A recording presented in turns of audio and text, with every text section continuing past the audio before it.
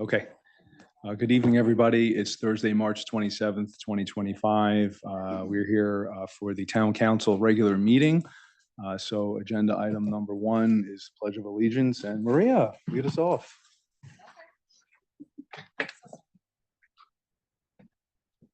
Pledge allegiance to the flag of the United States of America and to the republic for which it stands, one nation, under God, indivisible, with liberty and justice for all. Okay, we have the roll call, please. Rita Bettino, Here. Tom Butterworth, Here. Janice Sons. Here. Mike Morrow, Here. Maria Norton, Here. Kimberly Norton, Here. Hillary Orman, Here. Christina Ross here, Eric Tunham, Here. Penny Young, here, Jennifer Zonas. Here. We have a quorum. Excellent. Okay, we'll now call the meeting to order and we'll move on to agenda item number 2. Public comments. Members of the public are welcome to speak to the Town Council on agenda topics scheduled for review and/or vote. Speakers are requested to provide their name and street address, and comments will be limited to 2 to 3 minutes, subject to the total number of speakers. Do we have anybody here? Doesn't look like it. Nobody on Zoom. Nobody loves us. Okay, move it along. Agenda item number 3, minutes. Approval of the minutes for the regular meetings held on March 13 and March 18, 2025. Perhaps we just get a motion so we can open up for discussion. Rita? Sure. Okay, Motion. I'll second the motion. Okay, does anyone have any edits to the minutes? Thomas? I put this in the form of a comment. What we obviously want to do in the minutes is reflect the presentations that were made to us. Mhm. And I think that these columns of numbers, some of them reflect the presentations, but some of them are actually numbers that were in the Board of Selectmen budget, which wasn't before us that Mhm. night. We were considering the Board of Finance budget. So we could either change the labeling to reflect that, or, I can put the specific comments together and we can defer this. Yeah, I mean, if we can't particularly identify them, like, hey, this was a BOS number, should have been, yeah, it was a different number. If we can't do that this evening, then perhaps we kind of hold off. We'll be back on Tuesday. I can give you an example, but I'd rather, actually write it up if you want to do that. That's fine. We'll be, Tucker, okay if we just delay, table, and we'll take care of it on or both minutes, both dates. I think I was looking at the most recent version 2. Oh, I'm sorry. It was the minutes of the 13th, March 13th. Yes, What was that? an email. Oh, in an email. It's not on the tablet? It is on the tablet, but it only went on the tablet. She sent it to me yesterday afternoon, so I put it on the tablet. Oh, I can just check. Yeah, maybe we'll just take a second to To take one item and, Just take your time. Take your time. yeah, so under Department of Public Works, Parks, Pull up yours on the tablet to make sure. that was presented as 2,385,000, but Tiger presented 2,378,000. Josh confirmed all those numbers, so let's You did you, Josh? 385. It doesn't say 385. It says 378. That's maybe then you're looking at the wrong version. That's the one I have. Oh, it's not. All right, so Tucker, the one you're looking at, which is on the tablet, was updated as of last night, and that reflects Josh's numbers. Right. I see an R2 and an R3. That's what I was looking at. That's there. All right, let's Just to, do it all. That's We can fine. come Just- back to it. Sure. Yeah. This is Different. 2, 3, this is the 7, first selectman. Okay, why don't we just hold then? We can, it's fine. We're meeting again in 4 or 5 days. So I'll send Josh an email. And is there any other comments with the other date? No. All right, so we could table what, March 13th, and then we can approve March 18th, correct? Right. Okay, so all in fit, well, First, all right, so we'll just table the March 13. So all in favor of approving the minutes for March 18th, 2025? Motion passes unanimously, I think. Yes, Hillary? Okay, great.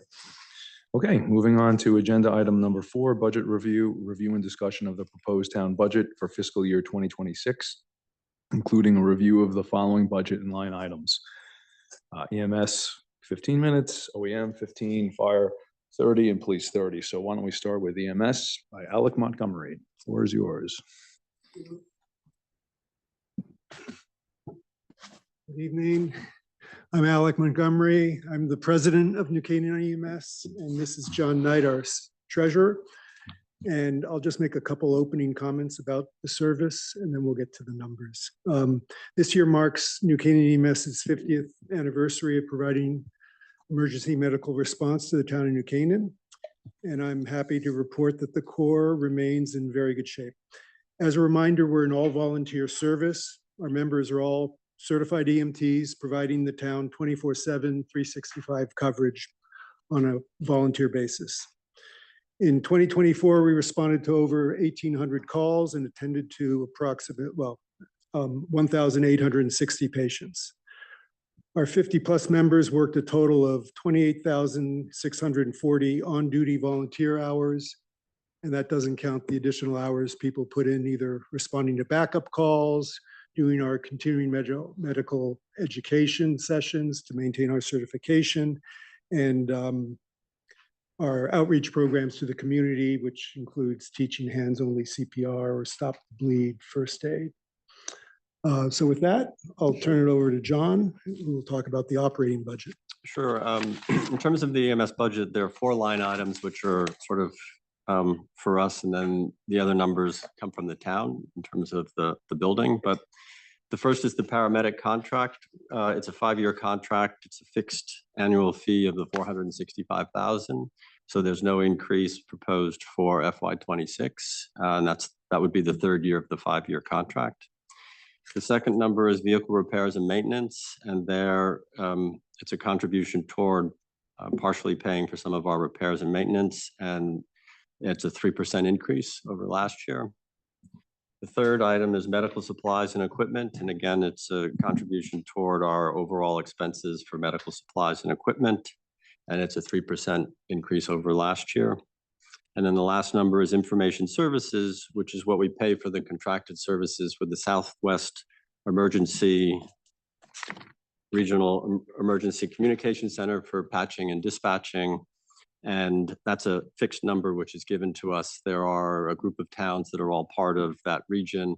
They come up with the overall number for the services for the year, and then based on population data for each of the towns, they give us our allocation. But the number for FY26 represents approximately a 3% increase over last year. And so with that, I'll turn it back. If there are any questions on any of the numbers. Anybody? Okay. And then I'll turn it back to Alec for the capital. Yeah, so the only other, so we have some capital budget items as well. And that is primarily the purchase of our ambulances and fly cars. We buy a new ambulance we have 3 ambulances. We buy a new one every 3 years. So each ambulance has about a 9-year useful life.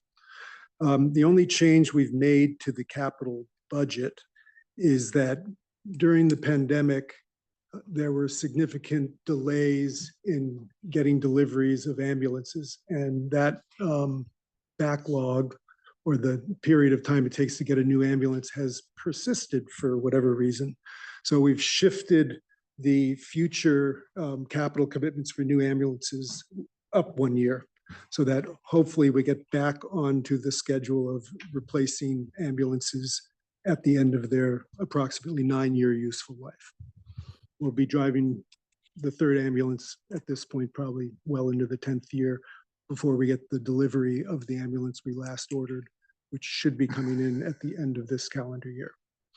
The other comment, John, I'm sure will remind me, is that the cost of ambulances also significantly increased. So we went from a cost of about $280,000 to current estimates from from our suppliers indicate a new ambulance is $390,000. So those numbers are all reflected in the future capital plan. 390s. 390? Wow. And, you know, it's sort of a niche market. Apparently, the backlog is really because a lot of the skilled labor that builds out the cabinetry and the handwork, you know, disappeared during the pandemic. So that's what's causing the delay. In terms of the cost, I assume that goes back to the powertrains and everything else. I'm not sure. But we've been talking to at least 3 vendors, and that's just where the numbers come out. So is the 390, that's with it all tricked out, or is there more to be done after the 390? For the most part, tricked out. We still have some expenses on top of that in terms of our equipment and the decals and stuff on the outside. I mean, I think it includes the radios and the cabinetry, and it's built out. Okay, thanks. So Where- is that, Where are those ambulances? Where are they built? I'm not, The box is being, well, the one for the current one, the box is being built down in North Carolina. Yeah. But then once the box is ready, then it will get fitted out. I think it's at Eastford, so up here in Connecticut. So it gets fitted out closer to home so that if there are repairs needed in the future, that we can get it serviced properly. I just think given the tariff situation, it's nice to know they're built in the US. We may not have surprises For the on parts, that though. side. For the Parts, parts, probably yeah, not. you never know. clear the whole Yeah. supply chain there, right? Right. So I wouldn't be surprised if it's not going up, but nothing's, I mean, no one has a good Right. estimate of that at this point. Well, look Thank at the you. cost and without tariffs, right? Look at, you went from Yeah, I know. 200, It's so almost already, 400,000. yeah. No, it's almost doubled from pre-pandemic levels. In the pandemic, we got the first hit, and now we're seeing the second hit. Third hit's coming. No, probably not. We were just commenting, but my main comment to you is that anybody whose family has been affected by EMS, you guys are like fantastic. Affected love you. positively, hopefully. Well, I need to say something. I was going to. Yeah. I need to express my gratitude for both EMS and police because I had an episode the last couple months. I was unresponsive and I woke up to New Canaan EMS helping me and a police officer very concerned about my welfare. And I was just really glad to be in New Canaan. So thank you very much. Well, I think all our members consider it a great privilege also to be able to participate this way. Yeah. It's very rewarding, I think, for everyone. It's technical skills, but also the personal touch is phenomenal. So Exactly. thank you. I have to add my own personal thanks. 19 years ago, I was in a very serious bicycle accident at the base of God's Acre. And EMS could not have been more helpful, professional, and I owe a lot of gratitude to your service. And since then, I owe a lot of gratitude for your service to my mother and to my father and to me again. So just thank you for all you do. And it's amazing that it's an all volunteer organization. The quality of care is outstanding. Thank you. Thank you. And how are you doing with volunteers? I always see the requests out. Are you? at We're, levels you want to we're be? doing fine. We have, like I said, we have strong membership. We put on a certification course ourselves. We host one every year, and we just make sure that we really focus on getting the word out and getting people into that, because that's our most reliable feeder. You know, get people from the community, take the course with us, and hopefully decide they want to volunteer. But it's a big commitment, and it's an interesting organization to try to lead. But we have a great culture, and that's what we have to maintain. all right, any other questions, comments? Okay, thank you all, appreciate it. Thank you for Thank coming. you.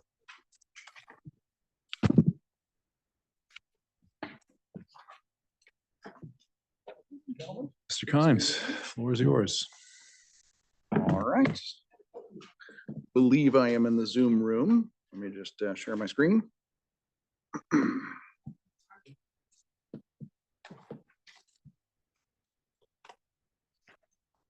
sharing. There we go. Now I have sharing capability.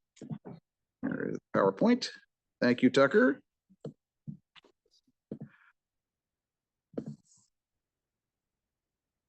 All right, this is the FY24 budget request for Office of Emergency Management. So for those, I think everyone we've had the pleasure of meeting, but Russ Kimes, Emergency Management Director for the town of New Canaan.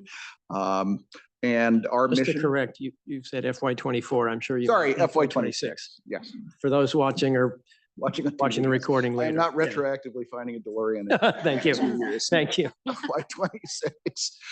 So our mission continues to protect lives and property of the citizens of New Canaan, planning and preparing for emergencies, coordinating emergency response and recovery, disseminating, as a big part is disseminating emergency information to our constituents as well as our chiefs and service leads, coordinating response, and then in particular post incidents working with recovery, FEMA, as we've seen with the flooding and things like that. Not only trying to get the PA grant dollars back to us after a presidentially declared emergency, but also finding ways to get our residents educated about those programs that are available as well.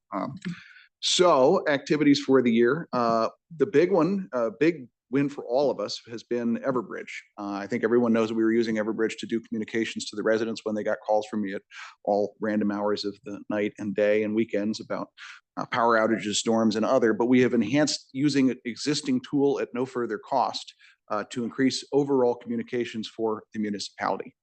So as you have probably received the first Selectmen's newsletter, in addition, public works notifications from Tiger Man. He is currently leading the charge with the most notifications, including the New Canaan Health Department, New Canaan Police, and New Canaan Fire all have self-service. I crafted templates for them, and through basically the tools that are available at no further cost with the existing subscription that we have, increasing transparency and communication with our residents, which doubly helps me because the people who sign up for that additional stuff, I can reach during emergencies and I get more up-to-date contact information for them. So that was a big win for us. And we've seen a lot of people sign up. I mean, in a town of, what did we say, 7,000 households, we have over 2,000 households that have signed up, which is a lot of engagement compared to our peers. So that's great. Hit the wrong button. Significant events and responses in the last year. Obviously, the big one was the August flooding in 2024. That was a presidential declared disaster, of which New Canaan residents received, according to FEMA, north of $90,000 worth of federal disaster funds, as well as the town of New Canaan itself. I just got word that we're going to be receiving, or we're obligated in the neighborhood of $70,000 to $80,000 helping cost cover through my and the other department heads work, overtime, use of equipment, things like that, which is great. We can see that back. A lot of our planning for the year, including our large exercises for the year, were around the presidential elections in 2024 and the concerns that were around that, whether it be acts of violence or white powder scares or failure of communication or infrastructure, because that's an event that can only go that day. So a lot of planning went into that in partnership with the registrars and the town clerk, and obviously the chiefs of the various first responder services in the state. We had some 911 issues in October. We had the earthquake, which was I think quite a surprise for a lot of folks in April. A couple of heat waves, and of course the extreme winds, although it feels like the last 3 months have been nothing but wind. So emergency management, myself, either I led or hosted training on topics on school reunification, active shooter, hostile event, tactical emergency casualty care for our first responders, which is a follow-on to the body armor that we acquired for for fire and EMS. I've been certified as a national emergency management instructor, further increasing my professional qualifications. I have completed fire investigator and fire inspector, fire marshal certification. So as you'll see in the budget, I am now working part of my daily responsibilities now include being a fire code inspector, as well as helping out with Paul Payne with fire investigation, should we have cause and origin. So completed that 5-month course. We also did the governor's planning exercise around the elections. I led a mass casualty incident train derailment training exercise with the fire department, the Fairfield County Hazardous Materials Communication, and Metro North. which was for us to test communications and incident command stuff. So that was an exercise I led earlier in the year. And then we also, I brought in the state of Connecticut Department of Transportation to lead the traffic incident management course, because one of the most dangerous places we operate is on roadways. So that was across DPW, CERT, police, fire, EMS. So here is some pictures of the active threat tactical emergency casualty care course that we led in partnership with these agencies. We also have participation on with a couple federal agencies and Connecticut State Police in running that exercise and training. Obviously, police, fire, EMS were all involved, as well as our CERT team was there to basically kind of learn what it is that the first responder agencies do. Marketing of New Canaan Alerts in partnership with Chief Bassett and others all throughout the year to get people to sign up to be more engaged with and be able to receive our communications as a municipality. The governor's election emergency exercise. So here you can see we have representation across from CERT, from actually the health department, from the registrars and all those different agencies. So again, emergency management's role is to bring all of those leaders across all those departments and plan and prepare for emergencies. Here's the Metro North incident training along with Chief Sweeting from Metro North Fire. So moving into the operating request year over year, the emergency management budget request is down 22.7%. A large share of that, of course, is the fact that part of my salary is now going to fire as my role in work there as a fire code inspector and fire investigator. These lines, the big line, service contracts remains flat. Service contracts includes our Everbridge, as well as our share as one of 11 towns that pays for our regional radio system, which we have leveraged in numerous instances, including the elections. Then the next line is training, which is down $3,000 year over year. And the reason for that is we've been able to get the training. All of these have been paid through federal or state grants. We'll see how that continues in the current environment, especially with FEMA, whether that we're going to be able to continue to do that, where those are funded. But given the success thus far, I was comfortable bringing that down. Repairs, emergency equipment remains flat. That is us maintaining. We have a number of trailers.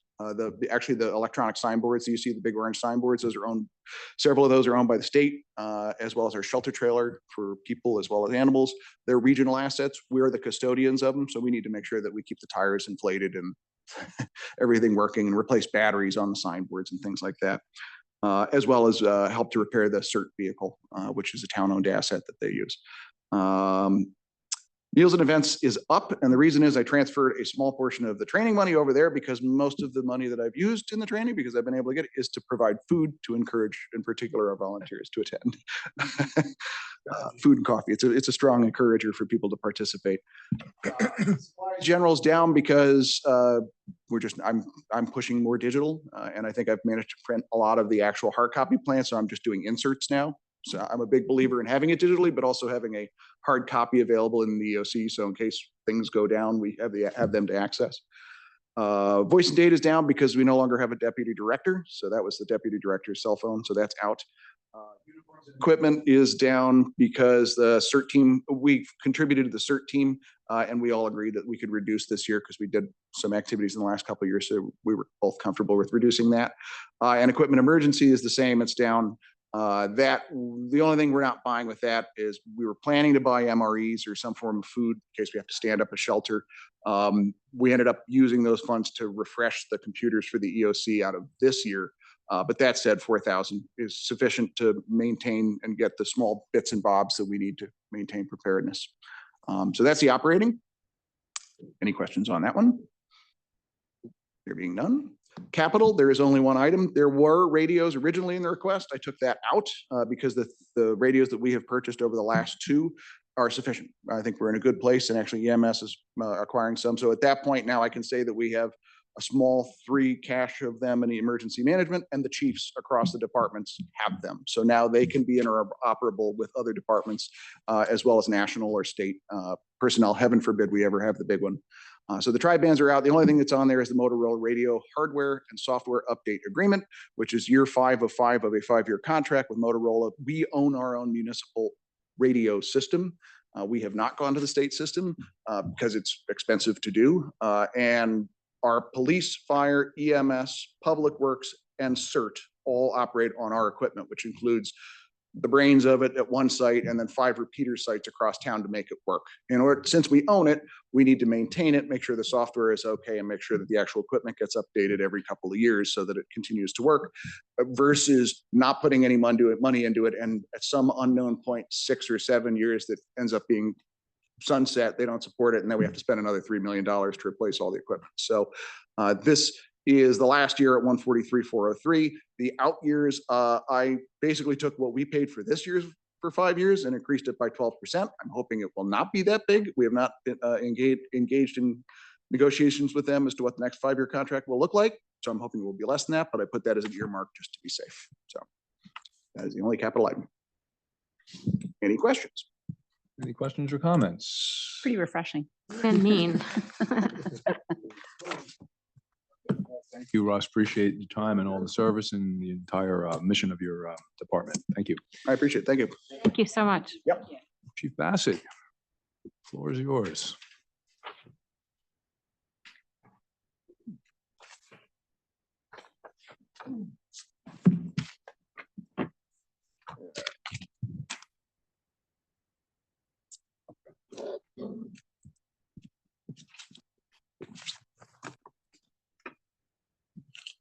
You're disabled for sharing. No problem.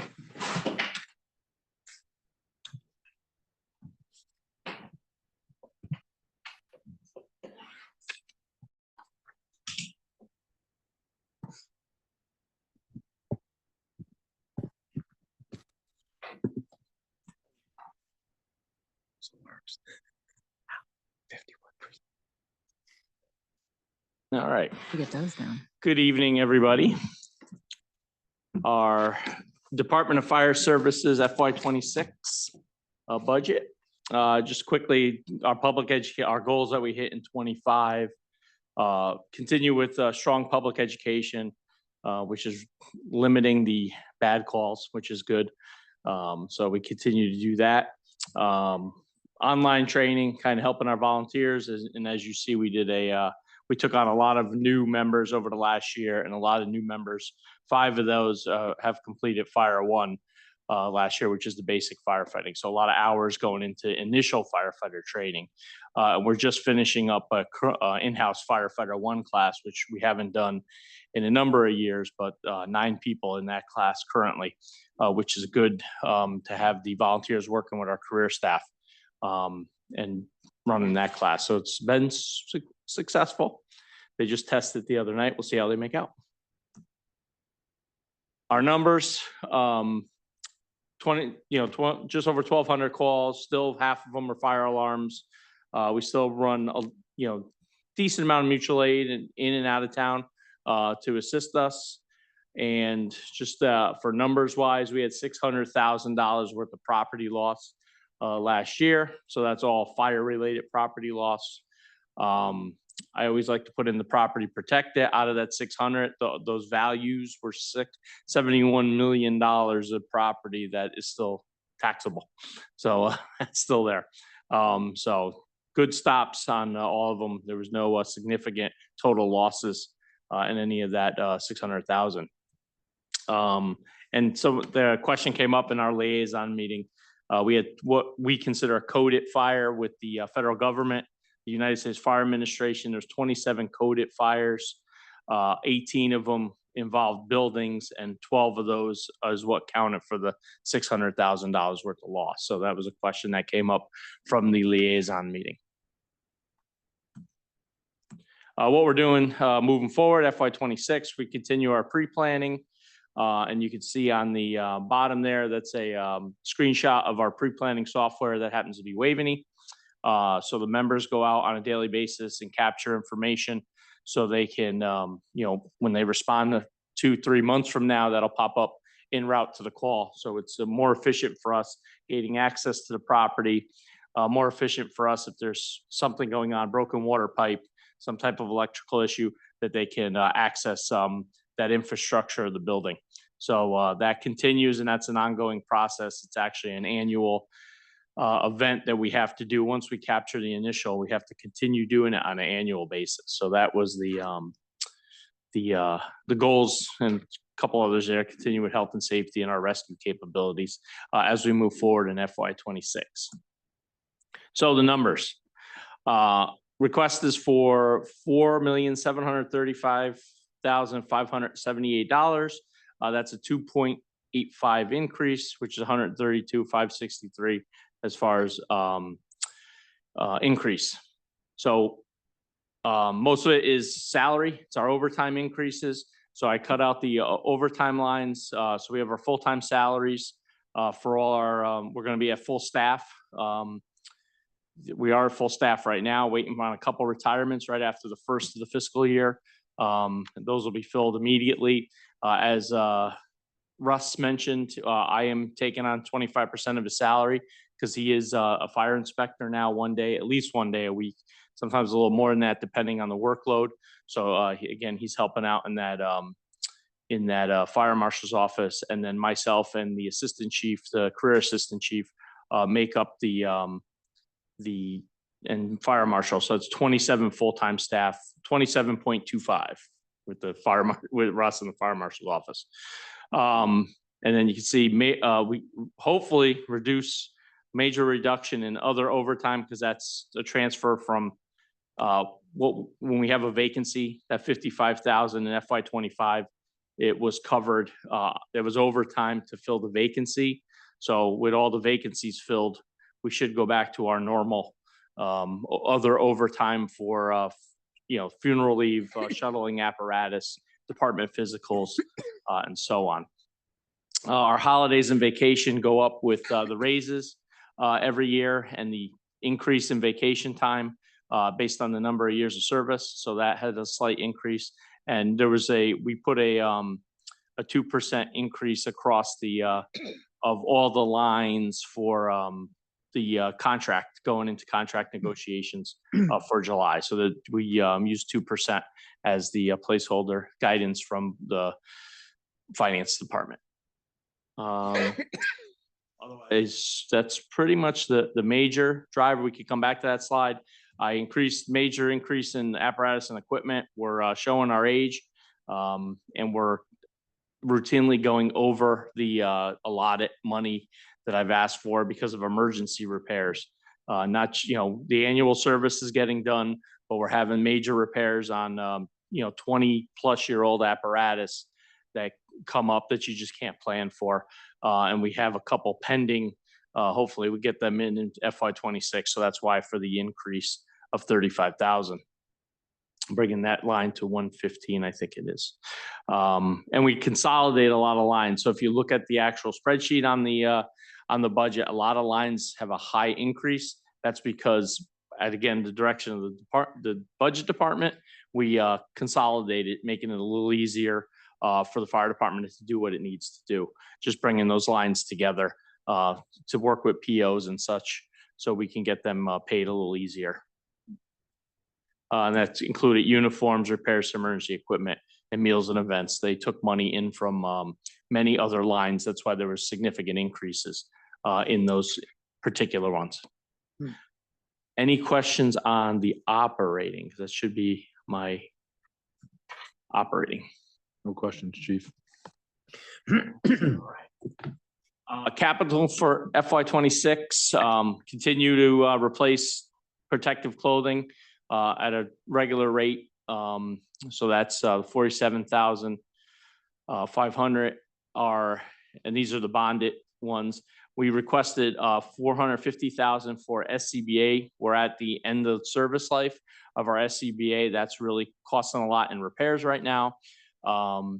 So we're actually starting to look at new units this week and next month, or next week and next month, I should say, to start testing them out and see where we're going. I do have a grant in. Who knows when FEMA will decide on awarding those and if we're going to be a candidate for that, but that is in for a grant. So keep our fingers crossed. It is a high priority item to replace so that we could get awarded that, and it would probably cost us about 25% of that value that we're asking for. And the pickup truck, I had to move, pickup truck or utility, as we call it in the firehouse, got moved up on the direction of the highway. That's a 17-year-old vehicle, and they told me to do it sooner than later. So I did move it up 1 year. It was in the 27 capital plan last year. So that was the again, the move up for that, and then for outfitting and so on, we're looking at a 105 for that. So that's the bond it, and then you can see some regular capital items that we routinely need, replacing tools and equipment and hose and so on, and putting fire security cameras in the firehouse. So those are the capital requests for 26, 664, 500. What is this SCBA? Self-contained breathing apparatus. What a firefighter uses when they enter a, either a fire, a carbon monoxide call. It's on their back a lot. So. Chief, how, the 450 represents how many of those units? We currently have 40 units and about double that in spare cylinders. So that accounts for a pack, an SCBA, and 2 cylinders. The 450 Yes, accounts for one pack? one pack and 2 cylinders with the pack. That's an expensive piece. Yeah, they're up there now. How long do they last? 15 to 20 years. So we're right there. We're at 17, probably 18 by the time they would get replaced. So Do you replace them one at a time or? you would do the entire fleet because of the changes on them. They would be under different standards, so they would operate a little different. So things in the firefighting, you want consistency across the board. How many would you be getting? 40. 40. Oh, that's Like that's every seat on the apparatus and then spare ones. Rita, go. Oh, sorry. You mentioned the FEMA, I'm sorry, which line was the 25%? Oh, if we win the grant award, Yeah. if we're lucky enough, that would be 25% of the 450. So that they would cover most of that cost of the air packs. Got it. No that's- guarantees. So the 450 is the total amount. And if we get the grant, then we would Then only have to Figure pay. 100,000, 125,000. Okay, but if it doesn't come through, We're paying then 450. we would have to pay 450. Thank you. Yes. Anything else on the 26? Any other questions on capital? Nope. Okay. There's just everything that I just talked about. And there's our look ahead over the 5-year plan. The biggest thing is, and it was discussed in the liaison meeting, our ladder truck and tanker, so it should say ladder truck and tanker all the way down near the bottom there. Replacement refurbish in 28 and 29. I just wanted as visibility on there. We are starting to look at consultants coming in to see if refurbishment or replacement is the best way to go. Lot of variables here. New apparatus is getting bigger. It's not going to fit in the firehouse. But some of them are there might be so much work on the tanker potentially that they're going to recommend replace. So we are starting the consultant process this year going into FY26 to look at that a little closer. But it's just a placeholder for now. What would happen, what would happen if they said to replace it and then it doesn't fit? We just have to start, we will not buy it unless it fits. That's in every one of our contracts. It says it has to fit in the firehouse. So if it all their they do all the measuring and yeah. But the downside is there's a lot of stuff on the design side that is changing. That's changing the dimensions of the fire truck. So that's what we got to start looking at. Size of motors increases the size of the cab. Could raise it up, could make it wider. So that's why we want to start looking. If we can save this while we can, then we're in good shape for another 15 to 20 years. So we'll see what the consultant says. Chief, if I can just go back, maybe I misunderstood. I just happened to Google, SCBA, and it said an average unit, a complete SCBA, including the pack, mask, and cylinder, can cost anywhere from $4,000 to over $10,000. So the 450 represents a replacement of all 40 units. Thank you. That's what I wasn't clear on before. Yes, Thank yeah, you. That makes sense. Thank you. Yeah, you'll be Thank replaced. you. They're all 17 years old. Got it. Thank you. Yep. Any other questions on capital or operating. Any questions, anybody? No? That's it, Chief. Thank you. Thank you very much. Thank you. Chief DeFederico, the floor is yours. Thanks, Abby. Thanks, Chief.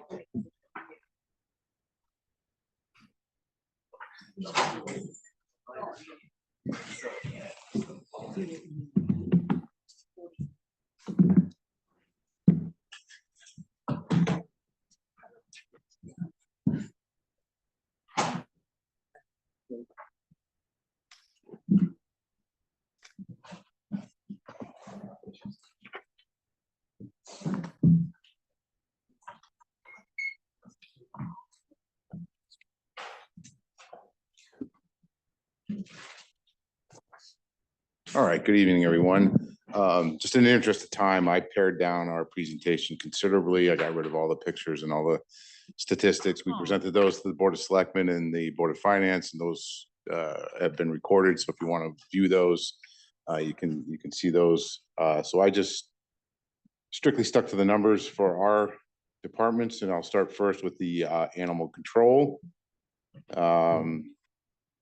The budget request for animal control is 95,179. That's a 5.29% reduction from last year, and you can see that that's mostly just salary and benefits.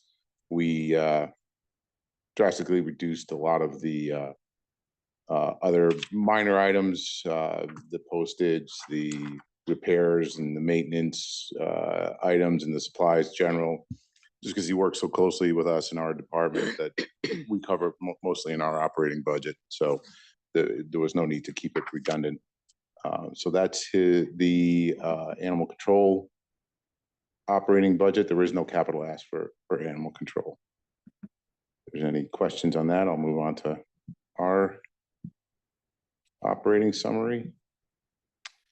So our total operating summary is 8.063967, 4.93% increase from last year.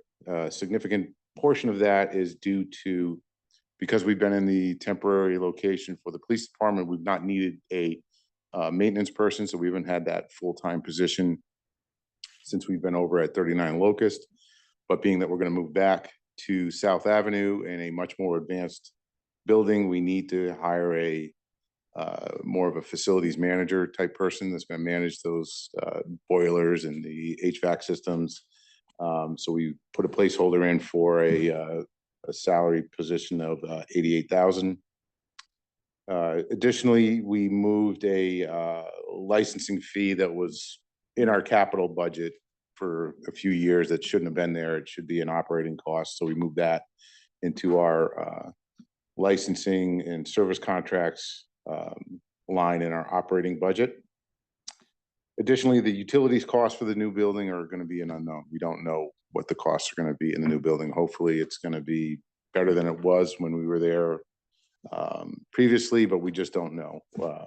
We are a 24/7 operation, so we do have to keep the lights on and the heat on all the time. So time will tell, but we've been given some placeholders, but they're obviously going to be much higher than they were at the temporary building when we were renting. And as Alvy said, we've added across the board 2% contractual wage increases for our salary lines. So there are the budget lines. You can see everything there. One thing I would like to note, you can see down towards the bottom, the salaries, overtime, training. That's residing in another special projects line outside of our operating budget. That was at the request of finance because we are switching to new firearms this year. So there's going to be a considerable amount of training, but it's a one-time thing. So with the guidance of finance, they suggested that we move that to a special project line rather than have it in our operating budget, because it's not going to be a year-to-year type of thing. And you can see on the next page here, the increases for our utilities and the service contracts for the overall increase of 4.93. Any questions on the operating for police? And then it said utilities, you're not, you just don't know because you're not in the new building yet. Right, because now we're renting and we're not paying for same cost for the utility. So we just don't know what it will be at the new building. We can go off of what it was when we were last at 174 South Ave, but that's going to be probably very different than what it will be when we move back in a couple of months. What do you do with the old firearms? We trade them in. They're not worth a lot, so we it's part of the purchase of the new ones. Right. Can I ask? Yeah. What about any firearms that are recovered from any incident?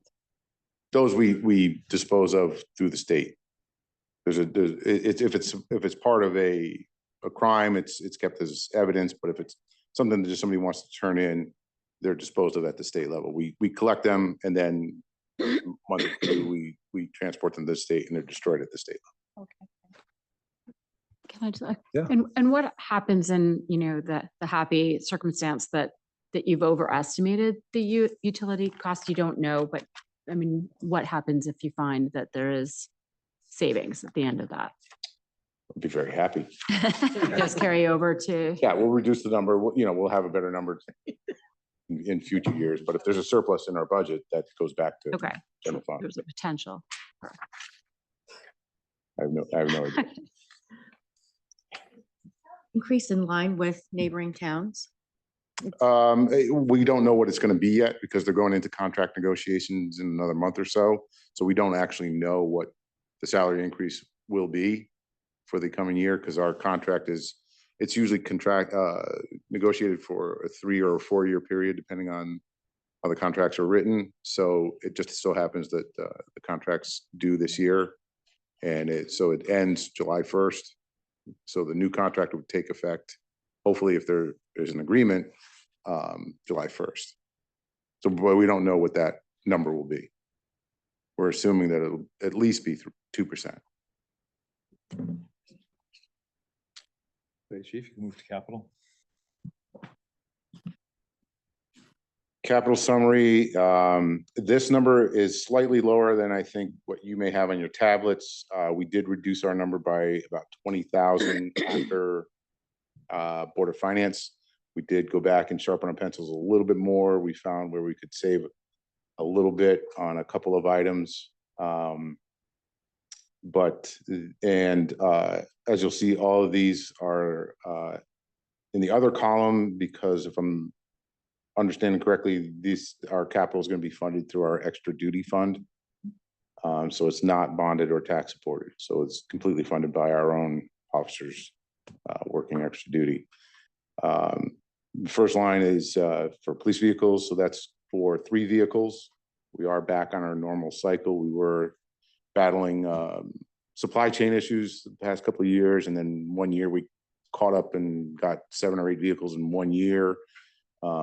So last year we purchased 1 vehicle, and now we're back on our normal cycle of going 3 this year. We'll do 4 next year, and we'll continue that. That seems to be best practice for us to keep our fleet current.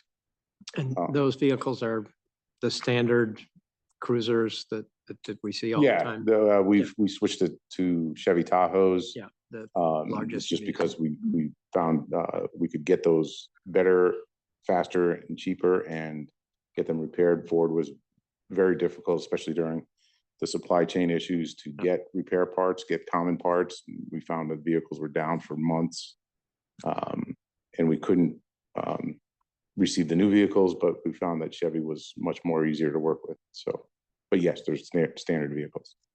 What is the life cycle that you keep the vehicles for? So generally, we keep the vehicles operating. These will be frontline patrol vehicles. Once they get a certain number of years under them, and we cycle them down to a secondary role. You might see them at the schools with the SROs or out on side work. And then once they go through that, we can either cycle them to a different department in town. IT department has one of our old Tahoes. And then if there's no useful life after that, we'll trade them in, and by that time, they're only worth maybe a couple of thousand, But so. the number that you have, 213,500, how many vehicles is that? 3. And those vehicles would be used for that purpose for how many years? Generally get 8 to 10 years out of them, roughly, depending, is that accurate? Yeah. Okay.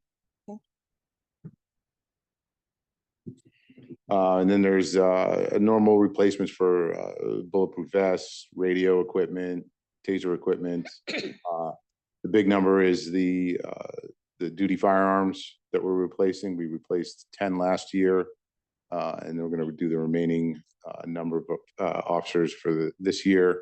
So that includes all of the holsters and everything that's included with the equipping them with the spare magazines and whatnot. And then it's going to be it's a new weapons platform, so it's going to be a lot of training. It'll be at least 16 hours of training for each officer.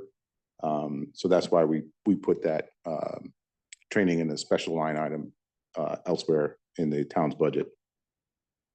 And the other things are just defibrillators and body cameras, just normal maintenance repairs. Well, the total capital ask is 339,100. Okay, any questions on capital? Where are you gonna train them? Firearms, well, that's the difficult thing, and unfortunately, Rhetorical question. yeah, unfortunately, we have to send our officers usually to Wallingford or Danbury right now, so. There is discussions of a possibility of a regional range in Newtown. We've been talking about that for years. Yeah. We're looking for some state funding. It's moving further along than it ever has in years, but we'll see. It's a big cost. It's about $14 million. Okay, any other questions for the chief on anything, operating capital? Thank you, guys. And thank you for all of our first responders in town. You are the lifeblood of us all. You never know how much you appreciate or need a policeman, a fireman, or EMS until you need them. And it's, you know, they're angels that appear. So thank you for all, and all of you, you put your life on the line, you step into crisis situations, and being a son of a police officer, I know what that means. I've said it before, seeing my dad every day put his, you know, holster on and walk out that door since I was a child. You don't know if that's the last day. You don't know that. So it's a big deal for all of you, for fire and EMS as well. So thank you very much. Thank And you. we Thank you. appreciate it. Appreciate it. Thank you.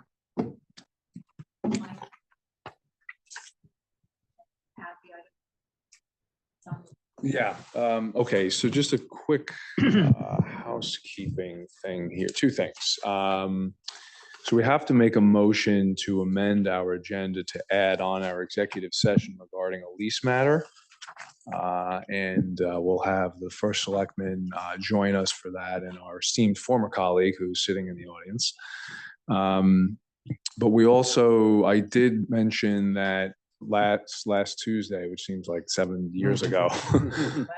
Yeah, that we should at least, anyone who has any proposed motion for any reduction for any department, just at least state it now, so we can get that out in the open, and we have, you know, a week advance notice, because we will be back here Tuesday, and then we have our final vote on next Thursday. So, and Dr. Lutzi's here. I'd rather just handle that quickly right now, because so he doesn't have to wait for us, and I don't know how long the exec session is going to take.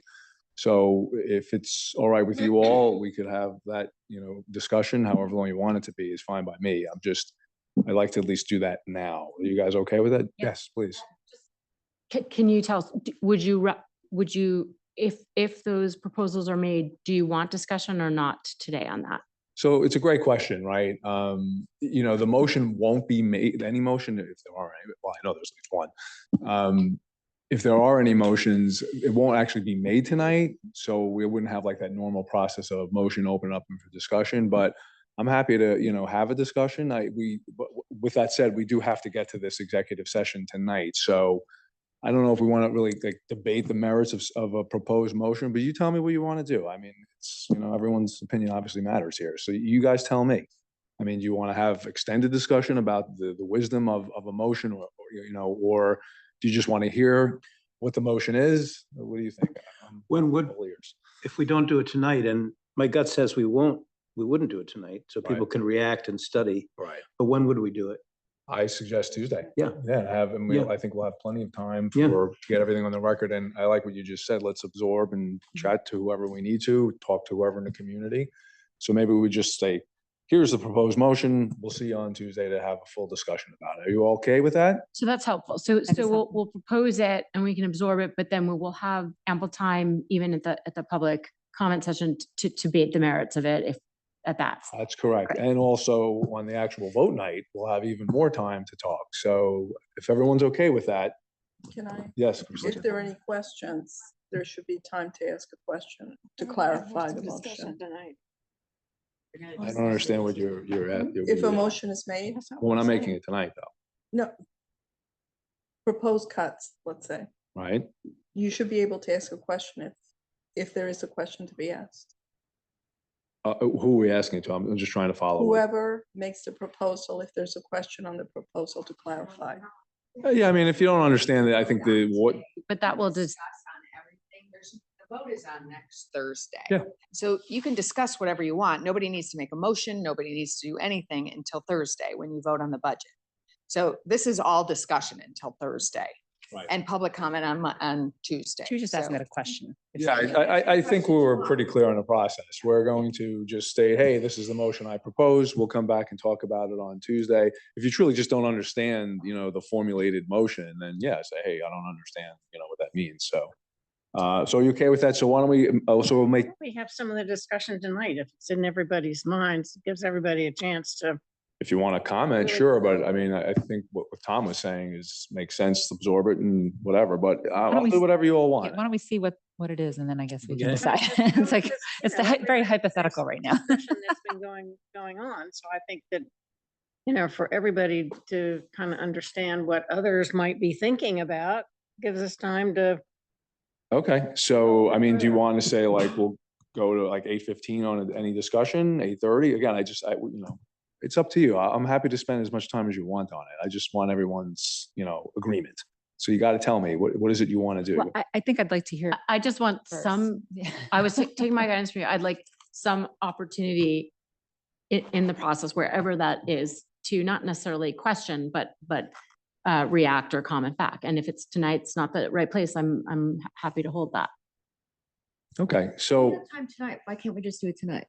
I mean, questions about the motion? Right. Sure, I'm totally fine. So why don't we do this? There has to be two motions here to amend this agenda. One, so we can have a short agenda item that proposed motions to be made at our final meeting will be made public tonight. And then the second motion is to put this lease amendment on, okay? So we're good with that? Yeah. All right, so I will make the first motion to add an agenda item that we, any proposed motions to reduce any budget item be made notice tonight for a motion to be made on our final vote night, okay? So can I get a second? Second. All right, all in favor? Okay, passes unanimously. So then the second motion is, Christina, make the second motion for the lease amendment. Discussion and possible vote regarding executive session agenda item. All right, so you make that motion, Luke seconds it, all in favor? All right. Okay, so now that we have the motion about any proposed reductions, the only one that I'm aware of is so in 1 week from tonight, there would be a motion to reduce the Board of Ed operating budget by $300,000. There's no proposed motion for a reduction to the capital budget. Other than that, I know of no other motion to reduce any other department at all, unless you all have, but that's what I'm aware of. Any other motions? Anyone have any other motion? Proposed motion? Okay, so library's not getting any reduction. That's it. So tonight was the night to make a proposed motion. That's the only one that we have on the table. If anyone has any comments, wants to talk about it, we absolutely can do that. So anyone wants to say anything, go right ahead. I think that it would be helpful to know what the rationale is. I mean, there are a number of reasons why one could come up with that number, but I'm just curious, is it taxpayers can't afford the full budget, or is it, we don't need these two positions, or what's the rationale? Sure, I'll start, and if anyone wants to join in. So at least as I understand it, historically, at least over the past 10 years, there's been a surplusage in the Board of Ed's budget of between $500,000 to $600,000 that gets returned every year. And we believe the thought process is that, we have to right-size the ship, so to speak, and that taxpayers are kind of providing a cushion that isn't necessary. And there's always the option to come back for a special appropriation if necessary. We wouldn't leave anybody, the Board of Ed, hanging. And also, quite honestly, the revelation about the Board of Ed members being personally liable to me is like unbelievable. And that's why I said, get your assets out of your name. So with that number of 300, coupled with the reduction the Board of Ed agreed to at the Board of Finance of, I think, about 160, puts that number around the 500 range of the surplus. Thanks. So that's essentially the rationale. And kind of the subtext is the Board of Finance was looking for, I think, around like between 500 and 650,000 in a reduction, and they ended up, there was an agreement to 160. So at least that's the rationale in a formula, rather than being targeted as anything arbitrary. But if anyone wants to pop in, Eric, if you'd like to. Well, just to clarify, the Board of Finance made a suggested or a request of the Board of Education to come in with a 3-point-something% increase. That's what they were hoping for. The Board of Education did not come back with that. And in order to get to that below a 4% overall increase would require about a $650,000 reduction of the increase. And again, I just want to keep making clear every single time we talk about this. At no time has the Board of Finance or anyone on town council been talking about a reduction or a cut of the Board of Ed budget. What we are all talking about is a reduction of the size of the agreed to increase. So that's clear. The Board of Finance wanted BOE to come back in with 3-point-something, and that would take about $650,000 in order to achieve that. Board of Education voluntarily or agreed to, or the Board of Finance determined that 300,000 would come off the Board of Finance approved budget. And so we are following in those steps, if you will, to add another reduction, to think about adding another reduction of 300, which gets to the total reduction of the increase to 600, which is still below what the Board of Finance wanted, but which is in line with the 10-year historical average that has been, quote unquote, returned to the town from the Board of Education at the end of each fiscal year. Now, obviously, in some years that's been zero. In other years, it's been well over $1 million. So there's no way to know accurately what that number is going to be today. But as Mike said, I think anyone on this board, this town council, would certainly welcome a special appropriation request should that unforeseen event come to pass. So that was the thinking. Anybody else? Please. Go ahead. No, I was just curious because aren't those surpluses due to one-time events such as turnover savings or, well, it's not consistent what I'm saying. So you're saying that's consistently 500,000 or whatever, but it's not. We don't know what it could be next year. They could use the full budget. That's correct. It could happen. It could happen that the entire budget is used up and there is a need for additional funds, in which case Dr. Lutzy or the Board of Education would come to the town council with a special appropriation request. And I'm sure that all 12 members of this body would welcome that and consider it very seriously. What the thinking is that over 10 years, an average of some $680,000 has been unused. Average, again, average. And the additional $300,000 reduction, when added to the reduction made at the Board of Finance level, is a $600,000 reduction of the requested increase in their budget, which is in line with historical activity. And as Dr. Lutzy said, our record speaks for itself in that they're certainly going to try and do that. I would love it if at the end of the year, the Board of Education used the entire budget and didn't have anything to return to the town. That means we did a good job of not only forecasting the budget, but paying for it. Can I just go with Jennifer? Yeah. So can I just ask, or look at a different way? So just, it's all kind of like looking at the math, because I respect everything you're saying, and I actually appreciate, and I'm happy to hear you say, should something come up, the group would be willing and eager to help with a special appropriation. I look at it in a different way. If my math is correct, so you're right, and Dr. Lutzy's chart from the other night shows that on average, the amount that they turn over has been 500,000-ish, and some years it's been much less and higher, but the last 2 years has come in almost around 500,000. Isn't it, am I correct? And I might want to ask Anne, isn't it a wash to the taxpayer, whether it is taken out now or if it's added in later, like going into next year's budget? So they put it back into the general fund. So perhaps that gives them more to work with for a drawdown. And so the only way I would like to just suggest is to look at to afford him less, Dr. Lutzy and the Board of Ed, like less pressure going forward. Like why do we have to put the pressure on at this end if these numbers, if it looks like we have been getting the same amount back and into the general fund later? Well, at the risk of cutting, masking, telling Ann she can't comment, I'd love Ann to comment, but my quick comment is that the way the process works, as I understand it, is that you have to make all your commitments pretty much at the beginning of the year.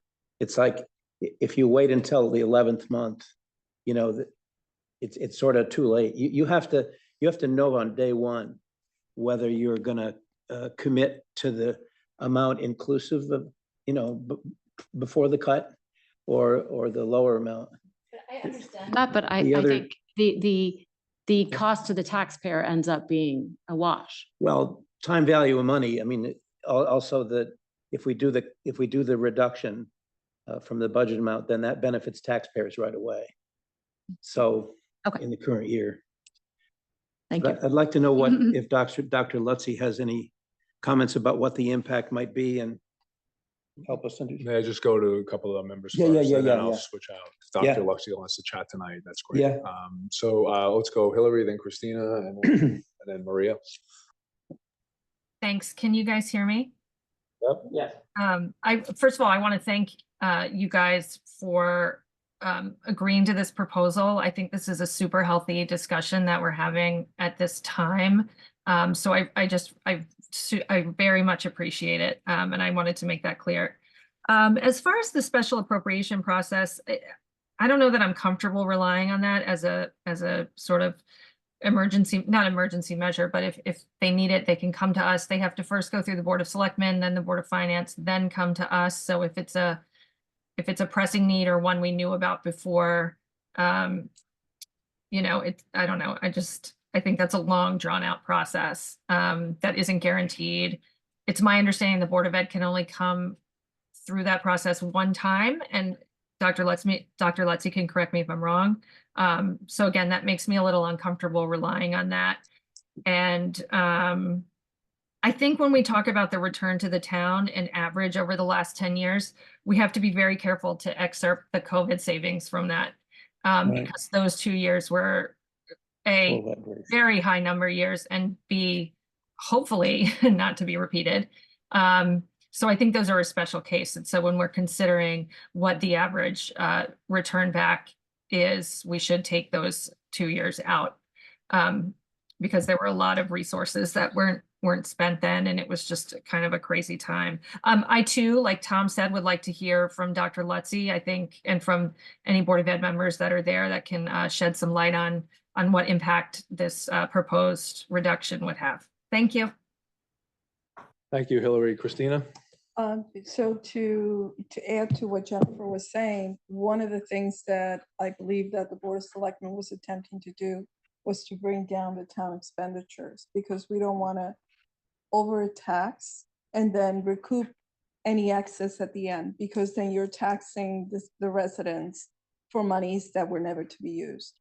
So if you do the cuts across the board at all departments, you can't say, well, we're going to make an exception unless there's truly a need for it.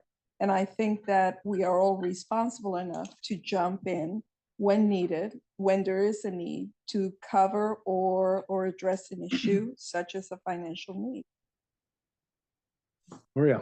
Well, to Hillary's point, I was, if you take out those 2 outlier years, I think you're still at about that amount. So, my thought, and I'm not sure, but every year that you vote on the budget and then set the mill rate, like, I'm not sure how you recoup this overage down the line. I don't know if that's, if first of all, we're taking tax dollars from residents that we don't need. And then secondly, is there an impact that perpetuates because over this many years, it's over 10 years, $7 million has been budgeted that got returned.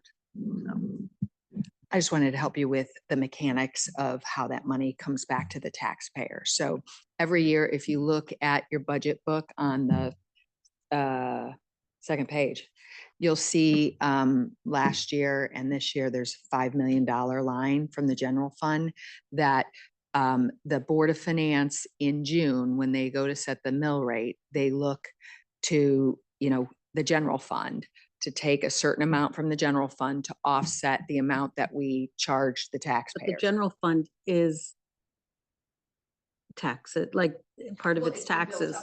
Years. So the general fund currently is not, like this year's tax bill to our residents is not affected by the general fund. The general fund was built up over years.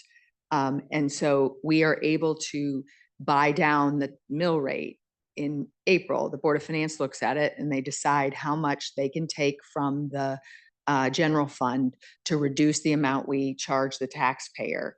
And quite frankly, and Ann can confirm this, last year we set aside 5 million. We only spent like less than $1 million. So we bought down the mill rate, but we only used less than less than $1 million of that 5 million that we bought down. So that's how that. Well, thank you. I appreciate that. But I do still think, because it's a pattern for so many years, I feel like that is a place where we can true the numbers up and right size the budget. So it's kind of closer to what's actually needed versus having a little bit more than what's needed and returning it. It's a recalibration. Right. So we're assuming there's excess. Well, going by a 10-year trend line. Historically, yeah. You want to pop in?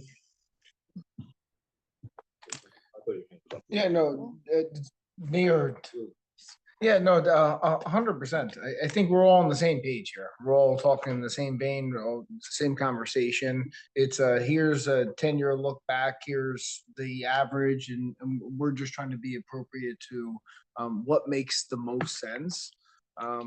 So I feel like the suggested comments tonight are appropriate, and it's like just evaluating. We appreciate the tremendous amount of efforts and work that's done to get to this point, and we're just trying to play our position to evaluate and make sure that we're all aligned and on the same page so that we have the best outcome possible. I think the philosophy of right sizing the budget is a healthy one. I mean, why not go into the budget process trying to make your numbers as true as possible? And I don't think that we are at all of a mindset that the Board of Education is padding their budgets. That's never, ever been a discussable item. Then things happen. You don't spend what you thought you were going to spend, or something comes up and you spend more in a category. But I just think if for us to have budgets year after year, which are not quote unquote right-sized, is probably not the healthiest way to have budgets. Penny. Can I- Jennifer? Um, Jim? so I just have one question to throw out there, and maybe it comes after the two of you who have asked for Dr. Lutzy to tell us if there are, how this might affect, how they proceed going forward this year. But is there any cause and effect from this where, because Dr. Lutzy has told us time after time that he's so proud of the fact that when they have a surplus at the end, they proudly give it back to the town, the general fund. I got the impression from your presentations that some of their towns don't do that and hold on to it. So if there's this feeling that that's the way we're going to proceed, is a possible consequence that they hold that back. I'm just asking that. Thanks. Kim? Yeah, I concur with what a bunch of other colleagues have already said. I mean, for me, the decision is kind of a multi-factor decision. One is based on this average return of 689, and I haven't done the math if we take out COVID, but it is around 500,000, I think. Second factor is the Board of Finance guidance to take off 500 to 700,000, which I know some of my colleagues questioned, but we have verified that in the tape. I told you afterwards, but I did tell you afterwards that I apologize. Can I just keep talking? But I You're did- interrupting me. But I did tell No, you that I no, apologize this has for that. happened way too many times, Jennifer. I You mean, cannot it's interrupt odd that you someone would when do they're that. speaking. You can speak now, and when you're done talking, I will speak. Let's, everyone. I'm sorry that I took the time to tell you. I looked at my notes and I apologize for that. So Okay, let's continue with what I was guys, saying. everyone So- just respect each other. When someone has the floor, let them state their point, and then the other person, if they want to respond, they can. Thank respond. you. This isn't the first time that I've been interrupted. I understand that people have different points of view. And if I have a different point of view, wait till I finish and then you can say your point of view. So it's been verified in the Board of Finance video that it was 5 to 7. I just want to clarify that. So numbers are important. I mean, to take off 200,000, 300,000, I mean, it's important to get the numbers right. And then the third factor is just the rate of inflation, which is under 3%. I just have a concern that overall, over time, that we have a sustainable budget. This year, it started off as 4.67, it went down to 4.4. So I'm just concerned overall in terms of us being able to keep taxes low, keep the mill rate as low as possible to have a sustainable budget going forward. So those are my reasons. Okay, Jennifer, anybody want to? I'm just curious, how much does 300,000 affect the mill rate? Do we know that? I don't know Over the 10 answer to that. years. How much does it affect what? The mill rate. The mill rate, I'm, how much? 0.03. I do know that I thought you were going to ask another question. It's 300,000 is 0.26% of the entire BOE budget. Another number to look at is what's the value to the taxpayers of this reduction? And if the money comes back, effectively, the taxpayers are benefited in the second year. If we do the reduction, they're benefited in the first year. What's the difference? If they're going to get the money one way or the other, then it's just the time value of money. So it's about $30,000 of value spread across the, 130 million or something. So it's a pretty tiny, and we'll calculate it for next time, but it's a pretty tiny amount that benefits the taxpayers. Not to say that on principle that it's a bad idea, but the effect would be minimal. Thank you, Tom. Eric? The numbers we're talking about are not significant or substantial numbers in the big picture. However, I think we have a responsibility each year to do our very best to, as Penny has said, right-size the budget and present and vote on a budget that we think most accurately reflects what we expect to have happen. And if it makes a difference of $1 or $2 or $1,000 or $2,000 to every taxpayer isn't the point is there's a principle at work here. And we have to do our best job. And that's, I think, what we're trying to do. Christina. I would just like to point out that when the Board of Finance heard the budget, one of the things that they wanted to do was to bring it down to in the range of 3% increase, not in the 4% increase. And in doing that, it brings down the budget, but it doesn't just affect this year's budget, it affects every other budget going forward. So if we're looking at a budget, don't look at the number by which we're reducing it. Look at it from the point of view that a 4% budget annual increase may be unsustainable after a certain period, but a 3% budget may be doable. And I think that we have to be prudent in the way we look at the budget, because increases from one department to another have varied greatly. And we have to take into consideration that we can't just manage, well, how much is it going to be? Is it going to be a little, a lot? It's the overall cost to the taxpayer that we have to look at in the terms of the budget. And the fact that it only is going to keep growing, it's not going to decrease. Any other comments? Dr. Lutzi, it's up to you if you want to come up and chat. If you're not prepared, you need some time, or Phil or anybody, or you want to come on up and chat. I know, I mean, come on now. Full transparency, I complimented the chief on his brevity. But let me start. I'm obviously grateful for the discussion and for the opportunity to quickly touch base, and I'll be succinct. One of our challenges, just in the context of what we're talking about, is if there are funds available at the end of the year, at the beginning of the year, we don't know where they're coming from, right? We talked about that, the grant for our propane. We didn't know that was going to be there. Now we do, so we have it. So as we go into the year with the appropriation, we do have to make quite a few decisions. Hiring is probably the biggest one, right? And we staff up in the beginning, we have that. But we don't know if savings will be emerging as we go through, which is when we built the budget, if we could have, build the budget with 500,000, 600,000, whatever the, turn back is at the end, that would have been out. Our goal is always zero. That's when we build that budget, right? So that's one of the challenges. It's really not an accounting exercise in process. It's a financial management exercise, right? And you do the accounting afterwards. And that's where, when you're looking at hindsight, you can find those things, and that's where it all comes together.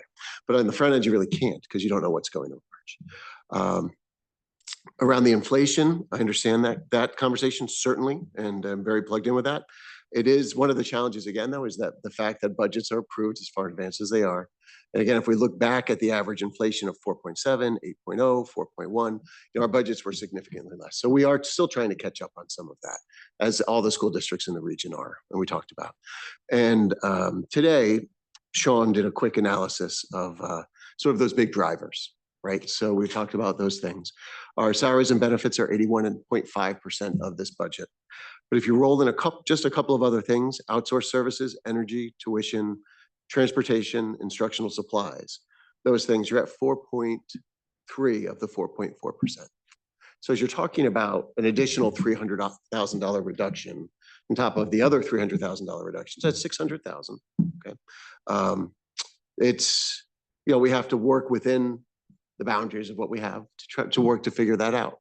Will we? Yes. And I never envy your position, right? I know you're in a tough spot always, and doing the very best you can. Whatever the town council decides, we respect that, and we will do everything that we need to do to get the very most out of every dollar and penny as we do, and continue to provide the best product, I think, on the planet in the New Canaan Public Schools. That's our goal always. Does it make it a little bit harder? Sure. Because the spending plan we bring forward, it's tight in the beginning, and we continue to try to tighten it up. I would have loved to have been able to come in tonight to say, great news, our insurance is trending down. I can't, it's not.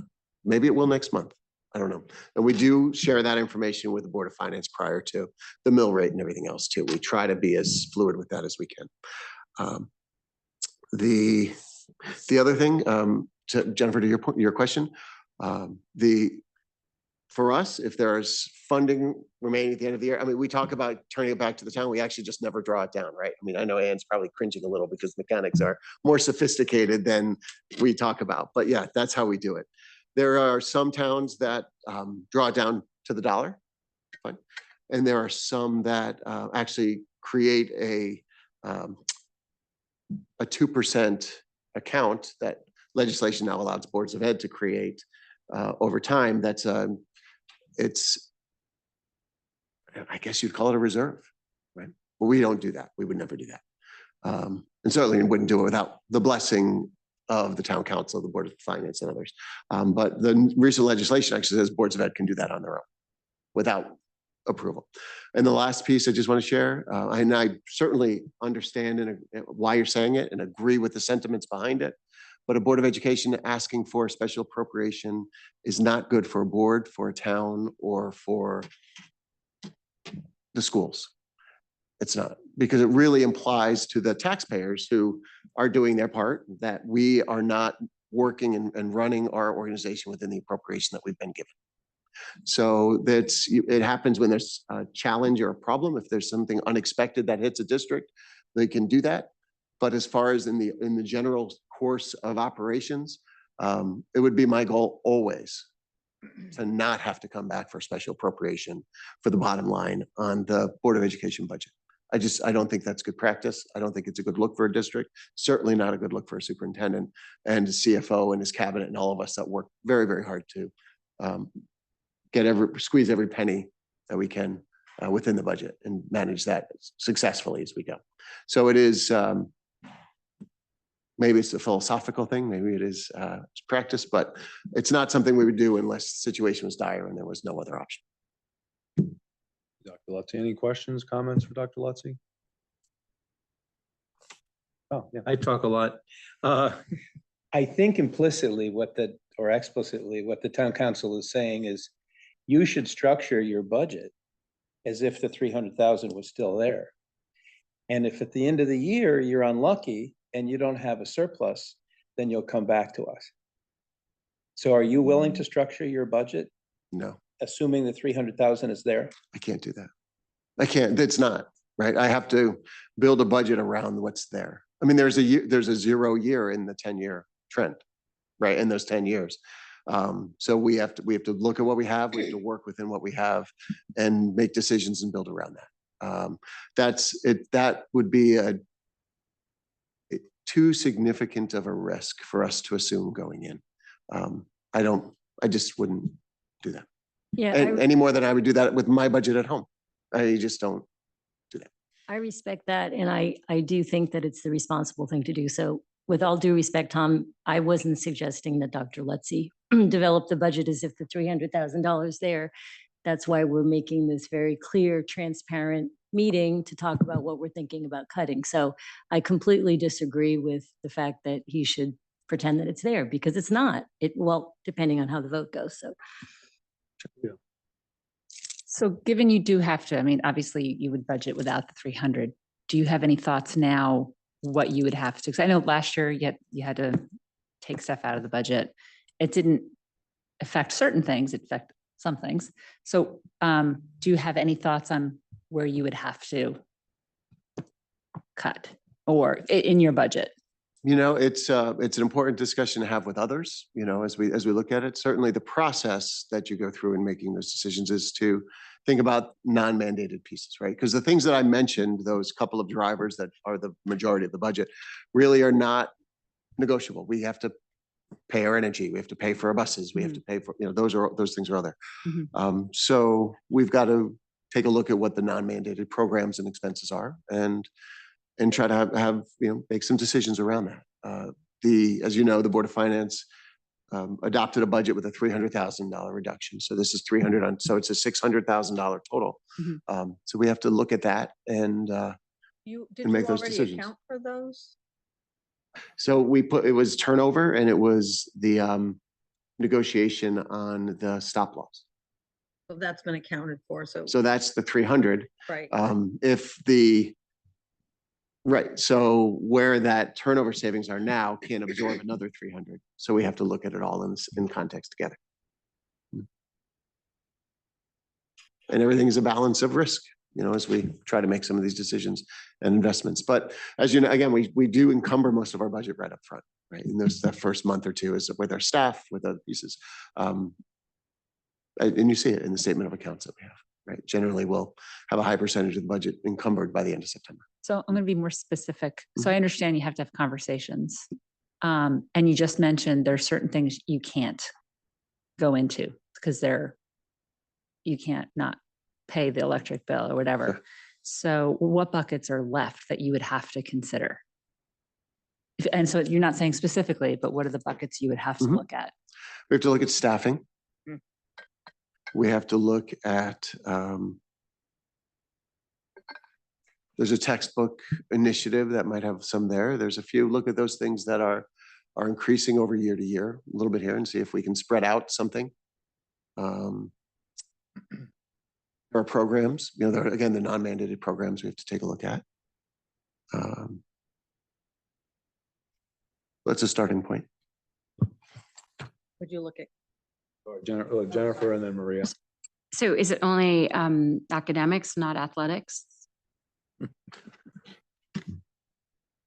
I mean, shouldn't it be beyond just academics? It is beyond anything that's non-mandated, right? So when we say that, there is, it's the clubs and activities, it's the VPA, it's the athletics, it's programs during the school day, after the school day. If it's, obviously you've got to start with the things mandated to provide, and then look that next concentric circle out and keep, you know, looking out in order to make decisions around that.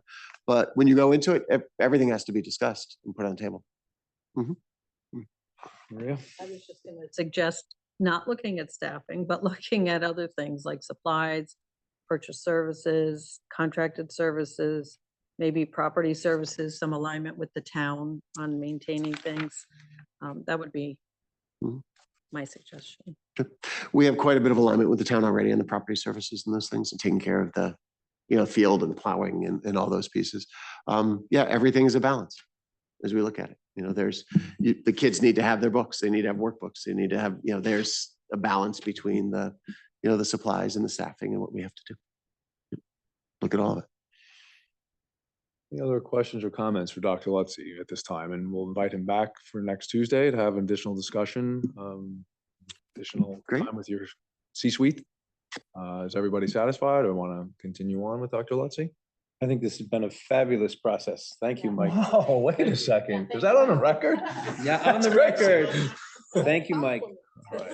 Hey, all right. Thank you, Dr. Lutzy. Look forward to seeing you next Tuesday. Thank you. Thank you. All right. I have to boot a bunch of people from the room, so we can go into executive session. So we have to make the motion to get it.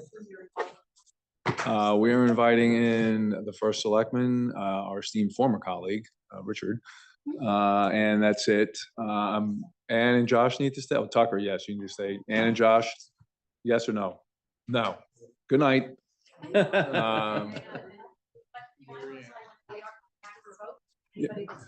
Yeah, so for the public, we are coming back for a possible vote. We have to make a motion to go into. And I have to make a motion formally to go. Tucker stays, yes.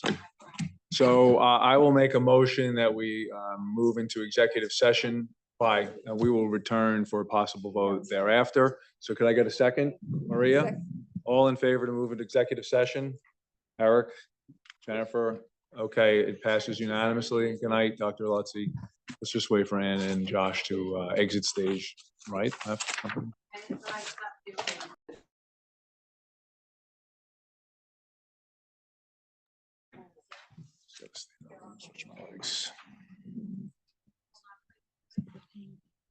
Dedication. Okay, you're back in session. Okay, great. Thank you. Okay, we have exited executive session. So I would like to make a motion to amend the lease between the town of New Canaan and Playhouse Lab LLC and make it a first amendment to that lease. Can I get a second? Second. Tom, okay. Any discussion? Having no discussion on the motion, we will now take a vote. All in favor? Aye. It's passes unanimously, but the record has to reflect the two abstentions, which are recusals, Eric Tunham and Hillary Ormond. So the motion has passed. Congratulations. We're done. Okay, can I get a Thank you for doing all you're doing, seriously. motion to adjourn our meeting? Mike makes the motion. Tom seconds. All in favor? Yay. Aye. Thank you, everybody.